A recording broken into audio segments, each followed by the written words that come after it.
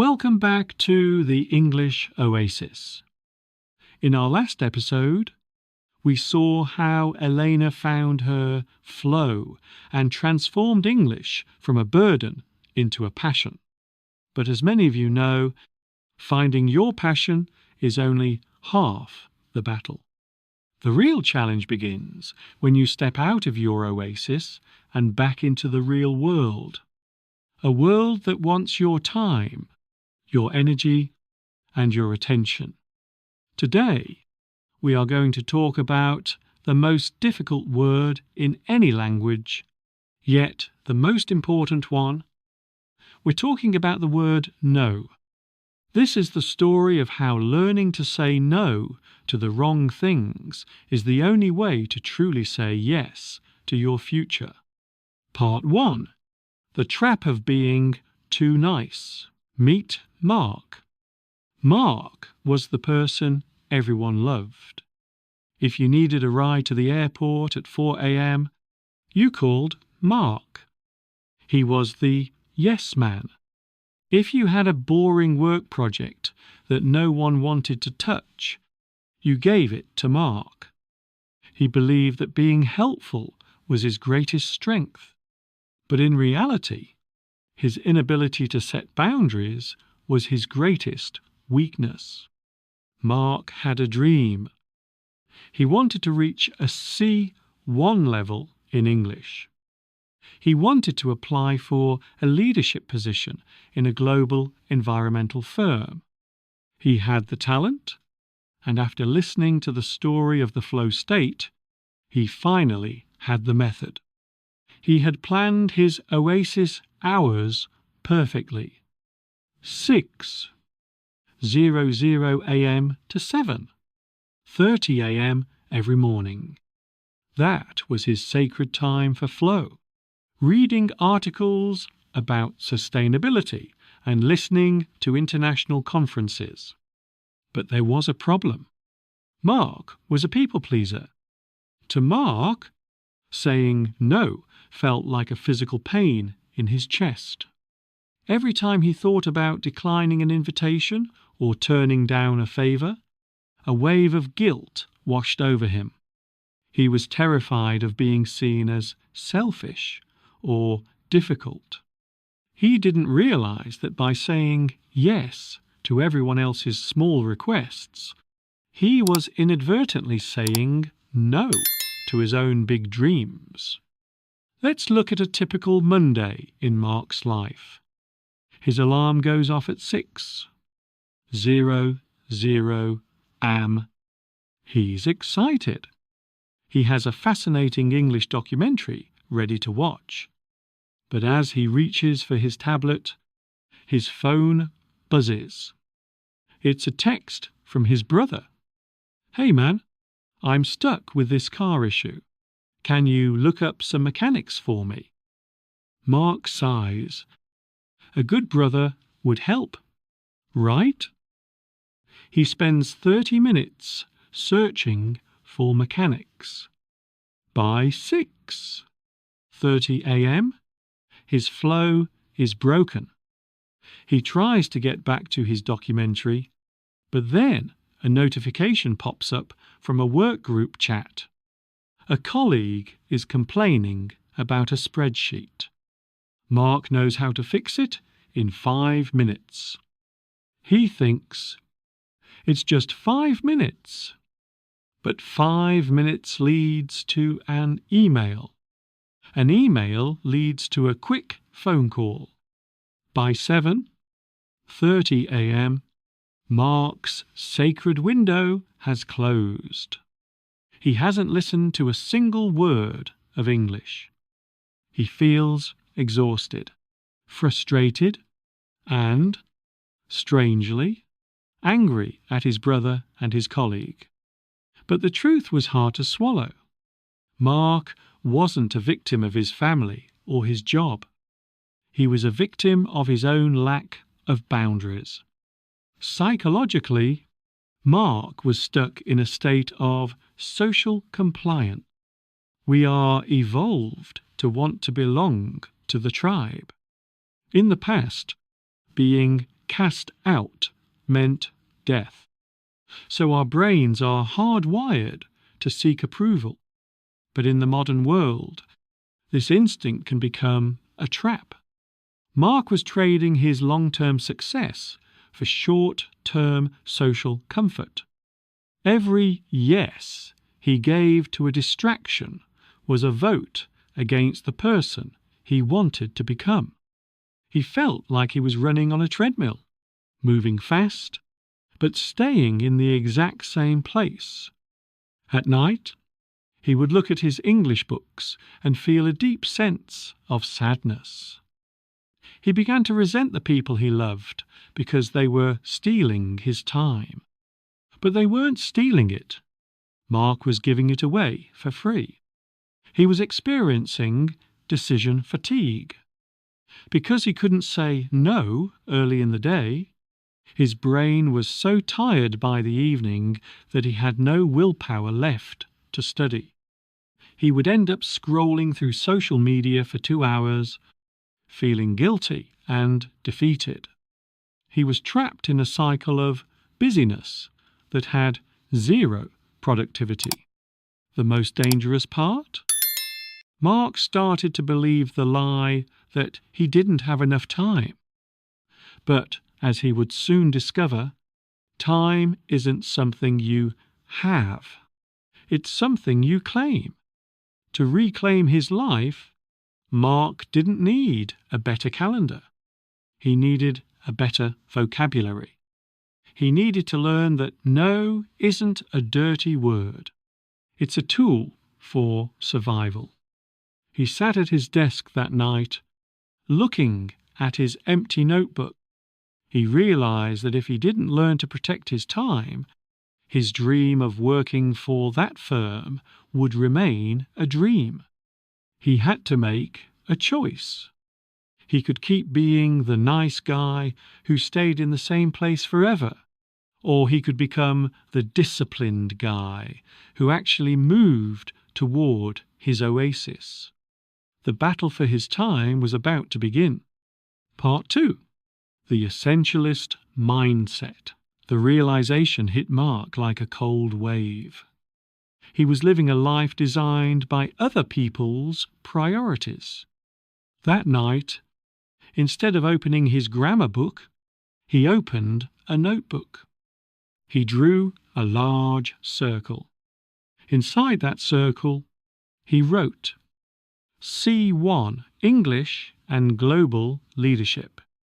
Outside the circle, he started writing everything else. The airport runs and the late-night tech support. He realized he was suffering from a lack of essentialism. As Greg McKeown, the author of Essentialism, puts it, if you don't prioritize your life, someone else will. Mark had been treating every request like it was an emergency. He was majoring in minor things.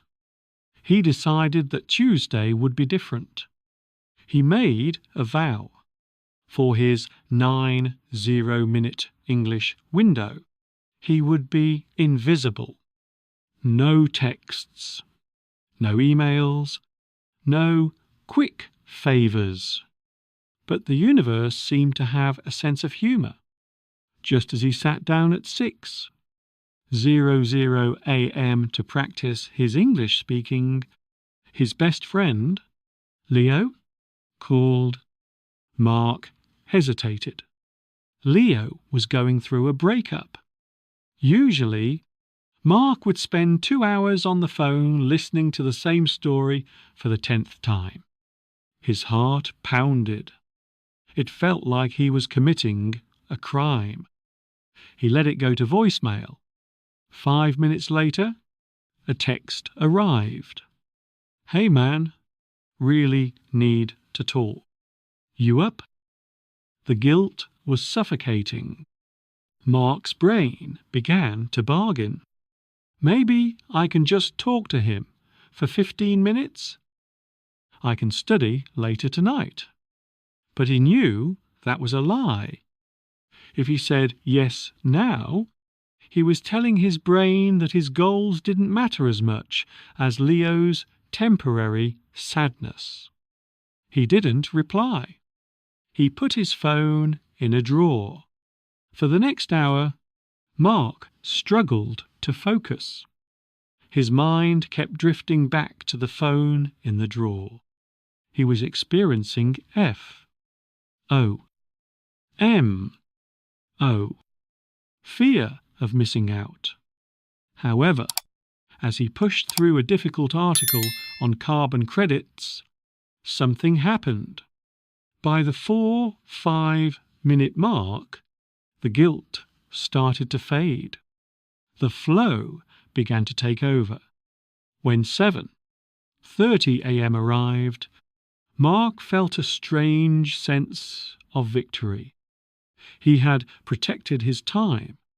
He felt powerful. But the real test was yet to come.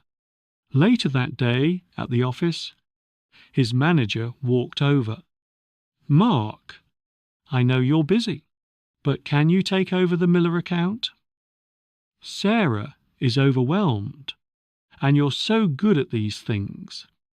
In the past, Mark would have smiled and said, "Of course, happy to help," while crying on the inside. But today, he paused. He used a technique called the pause for clarity. He didn't answer immediately.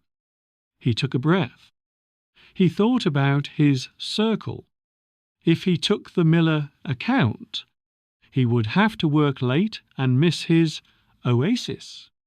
"I appreciate you trusting me with that."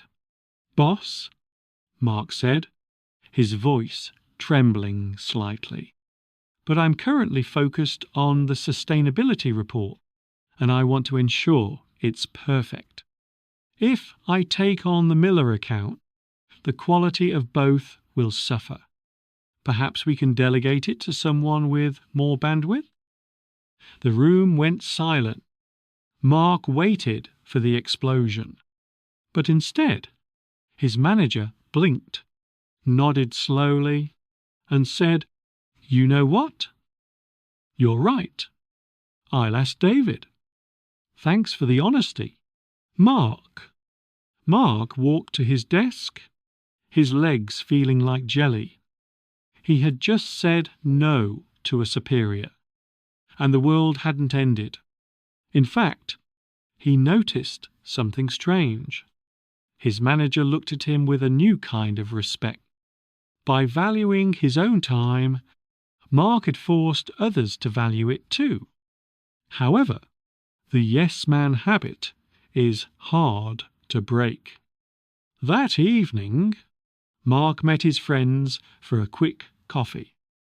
One of them mentioned a weekend trip they were planning. "Mark's coming, obviously," they said. "He always drives." Mark felt the trap closing again. He had planned to use that weekend for an intensive English immersion retreat. He looked at their expectant faces. He felt the old urge to be the reliable one. This is where Mark realized that saying no to friends is the ultimate test. He realized that his friends didn't love him for his rides. They loved him because he was Mark. If they didn't respect his need to grow, were they truly his friends? He cleared his throat.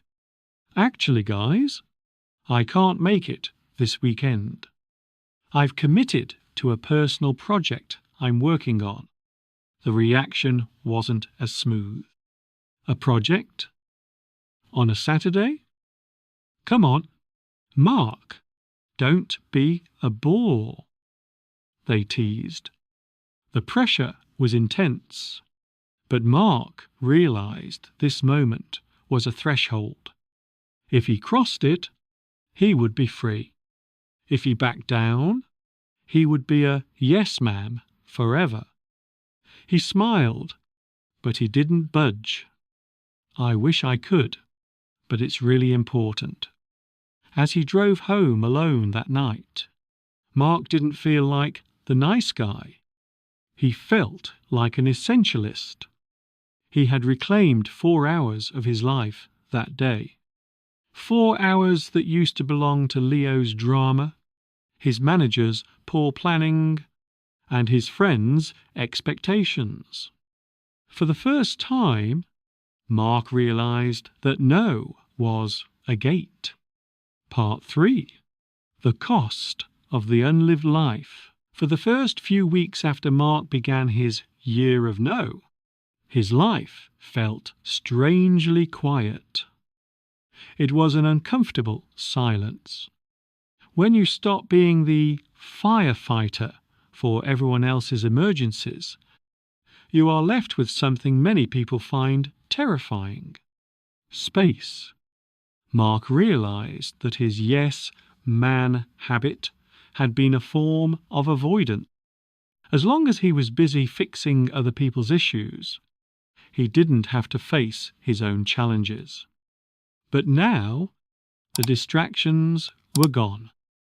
The oasis he had fought for was finally quiet, and it was time to do the work. He began to think about the opportunity cost. Every time Mark had said yes to a gossip session, he hadn't just lost 2 hours. He had lost the unlived life of the person he could have become. In just 21 days of undisturbed focus, he had consumed more high-level content than he had in the previous 6 months. This is the compound effect of boundaries. When you protect your time, your progress doesn't just add up, it multiplies. Because Mark wasn't exhausted from people-pleasing, his brain was in a higher state of neuroplasticity.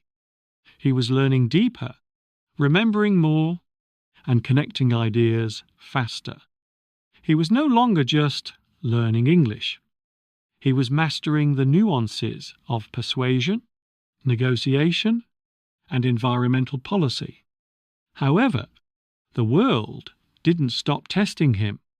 One evening, his brother, the one who always needed help, called again. "Hey, Mark, I really need help moving some furniture." The old Mark felt the familiar tug of guilt, but the new Mark looked at his calendar. This hour was his only time to record himself practicing for his interview. He realized that if he said yes, he wasn't being a good brother. He was being an enabler. He was teaching his brother that Mark's time had no value. "I can't help with the furniture tonight," Mark said, his voice calm and firm. "But I can come over on Saturday morning. That's the only time I have available this week." His brother was silent for a moment, then grumbled, "Fine, Saturday it is." Mark hung up and felt a surge of adrenaline. He had just practiced the assertive compromise. He wasn't being mean. He was being proactive. By giving a specific time when he could help, he was moving from people pleaser to time manager. He realized that most people don't actually get angry when you say no. They just look for another solution. The emergencies were just inconveniences for others. As his English fluency grew, so did his professional presence. At work, Mark was no longer the guy who did everyone's grunt work. Because he said no to the low-value tasks, he had the energy to excel at the high-value ones. Colleagues started coming to him for his expertise. One afternoon, a global firm posted a job opening for a regional director. It required a C1 level of English and proven leadership and time management skills. 6 months ago, Mark would have thought, I don't have the time to apply. But today, he realized he had already been living the life of a leader. He sat down to write his application. As the words flowed out in perfect English, he realized that every no was a yes to this specific moment. He thought about all the guilt he had felt. It seemed so small now. The unlived life was finally becoming his real life. He realized that saying no is actually an act of self-love. It's the ultimate form of respect. Mark wasn't just reclaiming his time. He was reclaiming his identity. Part 4. The ultimate test. The day of the interview arrived. Mark sat in the lobby of the skyscraper. A year ago, he would have been a nervous wreck, apologizing for taking up space. But today, he sat in silence. He was practicing the power of the presence. He had said no to all distractions that morning. His mind was a clear lens. He was called into a room with 3 senior executives. The lead interviewer, Elena, asked, "How do you handle the pressure of everyone wanting a piece of your time?" Mark took a breath. This was it. He didn't rush his answer. He didn't use filler words like or ah. He used a steady cadence. In the past, Mark began, sounding crisp and authoritative. I believed that being a leader meant saying yes to everything.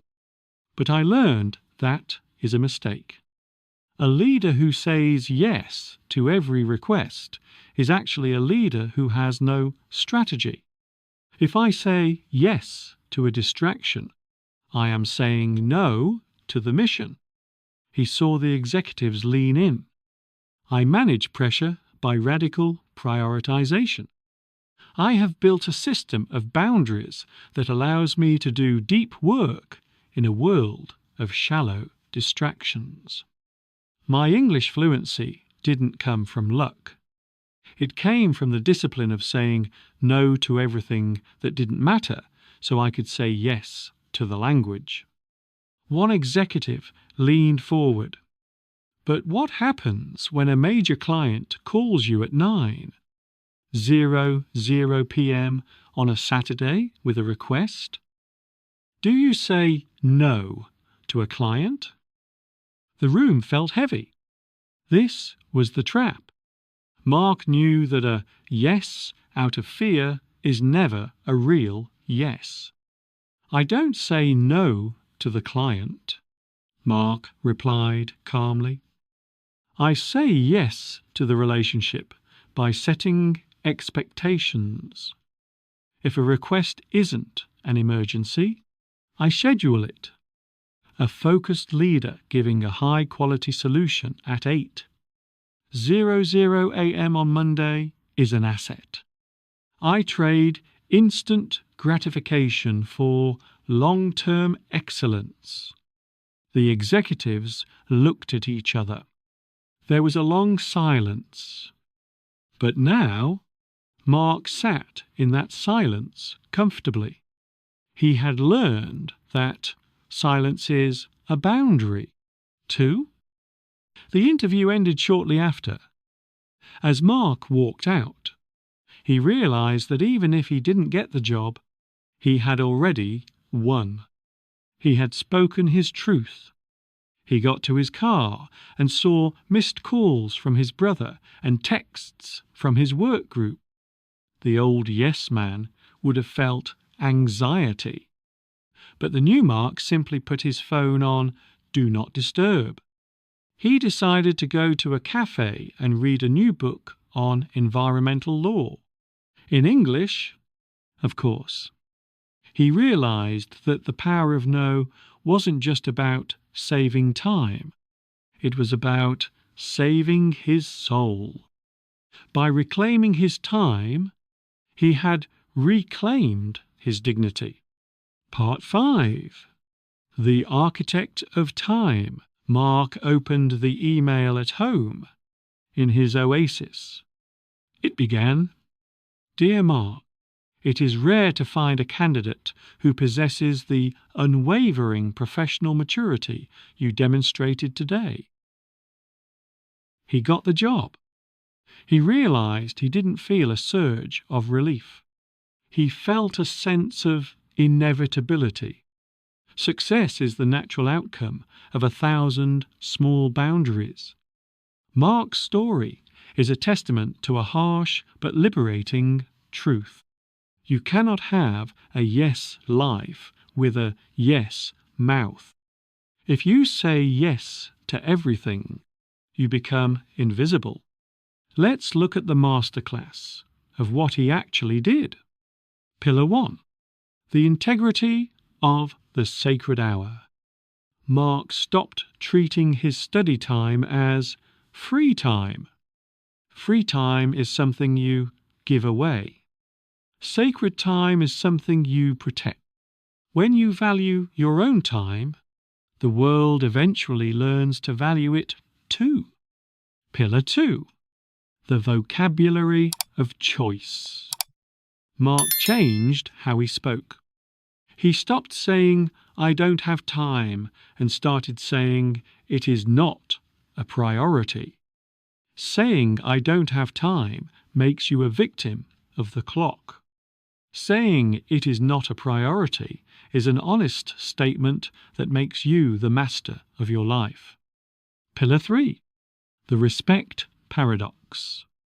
People might like a person who says yes to everything, but they respect the person who knows their limit. As we close this chapter, I want you to look at your own circle of priority. What are the things outside that circle that are currently leaking into your time? Mark's journey reminds us that English is not just about learning. It is about room. You have to evict the distractions to make space for the growth. Mark eventually moved into that regional director role, but if you asked him what his greatest achievement was, he would point to his phone on Do Not Disturb. The power of no is not about being cold. It is about being intentional. Your life is a finite resource, and you are the only one responsible for it. What is one thing you are going to say no to this week? Whatever it is, say it clearly, say it kindly, but for heaven's sake, say it. I want to hear from you. What is the hardest no you've ever had to say? Share your struggle in the comments. Let's support each other in building these boundaries. If you found value in Mark's story, share this episode with someone who is currently too busy to chase their dreams. Help them realize they just need more no. Don't forget to like, subscribe, and hit that notification bell so you never miss an episode. This is the English Oasis, and we'll see you in the next chapter.